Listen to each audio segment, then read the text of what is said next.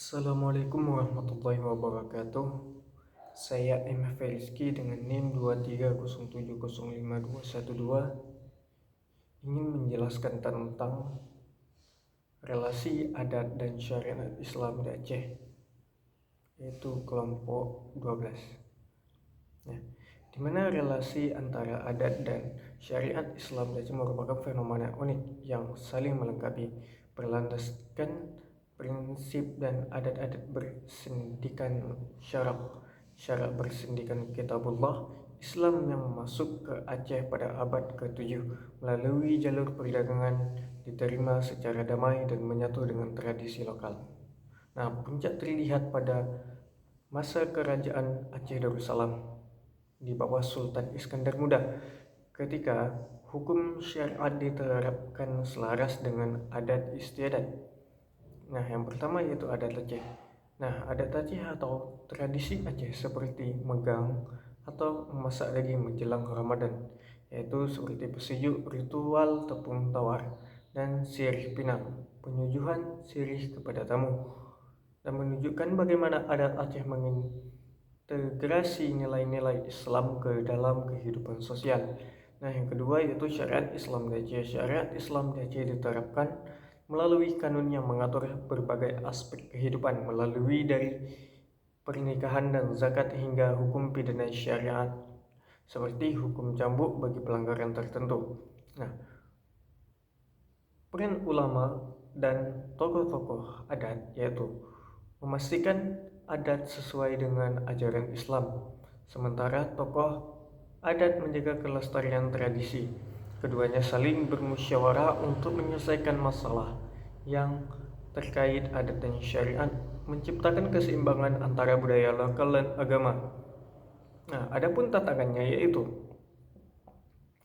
modernisasi dan globalisasi membuat generasi muda mulai melupakan tradisi lokal. Di sisi lain, penerapan kanun syariat seperti hukum cambuk sering dikritik oleh pihak luar karena dianggap melanggar HAM.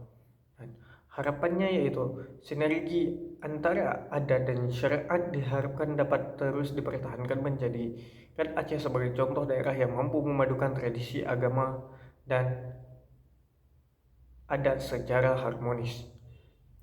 Nah, saya akan menjelaskan tentang kelompok 2 yang berjudul yaitu legalitas syariat Islam di Aceh. Nah, di mana penerapan syariat Islam di Aceh didukung oleh Undang-Undang Nomor 11 Tahun 2006 tentang pemerintahan Aceh yang memberikan otonomi khusus. Dasar hukumnya berawal dari Perjanjian Helsinki pada tahun 2001 yang memberikan hak kepada Aceh untuk mengatur pemerintah termasuk bidang agama. Nah, yang pertama yaitu adanya dasar hukum dan kanun syariat. Seperti yaitu kanun jinayat mengatur hukum pidana syariat termasuk hukum cambuk bagi pelanggaran zina, judi, dan minuman keras. Dan yang kedua yaitu kanun hukum perkawinan mengatur poligami, perceraian, dan hak suami istri. Yang ketiga yaitu kanun zakat yang mengelola pengumpulan dan distribusi zakat. Nah, dan implementasinya yaitu penerapan hukum syariat diawasi oleh Wilayatul Hisbah atau biasa dikenal dengan WH yang bertugas untuk memastikan aturan dijalankan di masyarakat seperti larangan alkohol dan perjudian. Ketika itu kontroversi dan tantangannya apa sih?